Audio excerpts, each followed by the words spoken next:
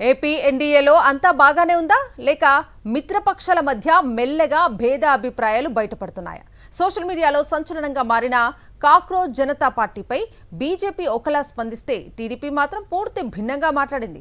యువత అసంతృప్తికి ఇది ప్రతిబింబమని టీడీపీ రాష్ట్ర అధ్యక్షుడు పల్లా శ్రీనివాసరావు చెప్పడం రాజకీయంగా ఆసక్తి రేపుతోంది. అసలు టీడీపీ ఎందుకు ఈ స్టాండ్ తీసుకుంది? బీజేపీకి సందేశం పంపాలనుకుందా లేక యువత ఓట్ బ్యాంక్ ను దృష్టిలో పెట్టుకుందా? కాక్రోచ్ జనతా పార్టీ సోషల్ మీడియాలో లక్షలాది మంది యువతను ఆకర్షిస్తున్న ఉద్యమం.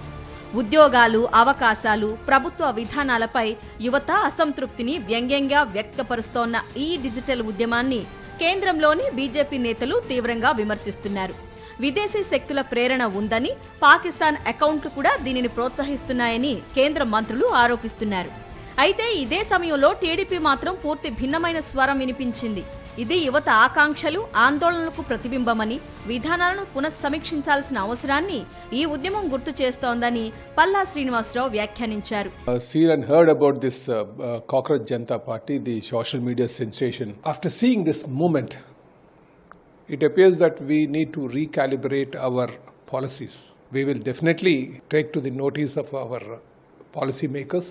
No doubt we will definitely take the aspiration to the youth.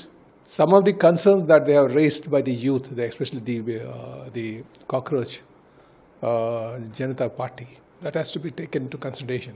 TDP వ్యాఖ్యల వెనుక రాజకీయ లెక్కలు ఉన్నాయన్న విశ్లేషణ వినిపిస్తోంది. ఆంధ్రప్రదేశ్లో అధికారంలో ఉన్న కూటమి ప్రభుత్వం యువతకు భారీ స్థాయిలో ఉద్యోగాలు, పెట్టుబడులు, ఉపాధి అవకాశాలు కల్పిస్తామని హామీ ఇచ్చింది. కానీ సోషల్ మీడియాలో నిరుద్యోగ యువతలో అసంతృప్తి పెరుగుతున్న సంకేతాలు కనిపిస్తున్నాయి.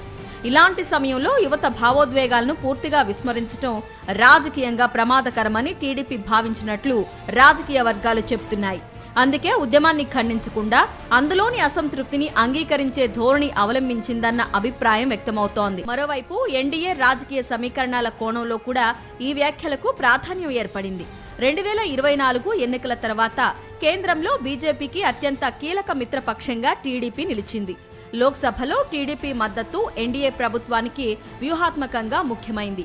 ఇలాంటి పరిస్థితుల్లో టీడీపీ నేరుగా బీజేపీ వాదనను సమర్థించకుండా స్వతంత్ర అభిప్రాయం వ్యక్తం చేయటం ఢిల్లీ రాజకీయాల్లో చర్చకు దారితీసింది. మిత్రపక్షం అయినప్పటికీ ప్రతి అంశంలో బీజేపీతో ఏకీభవించాల్సిన అవసరం లేదన్న సంకేతాన్ని టీడీపీ పంపిందనే విశ్లేషణలు వినిపిస్తున్నాయి. టీడీపీ ఇవ్వాలనుకున్న రాజకీయ సందేశం మాత్రం స్పష్టంగానే కనిపిస్తోంది. నిరుద్యోగం, ఉపాధి, యువత భవిష్యత్తు వంటి అంశాలపై దేశవ్యాప్తంగా అసంతృప్తి పెరుగుతోందని సోషల్ మీడియా ట్రెండ్లు చెప్తున్నాయి. ఈ నేపథ్యంలో యువత భావాలను అర్థం చేసుకునే పార్టీగా కవర్ చేసేందుకు టీడీపీ ప్రయత్నిస్తోందని విశ్లేషకులు భావిస్తున్నారు.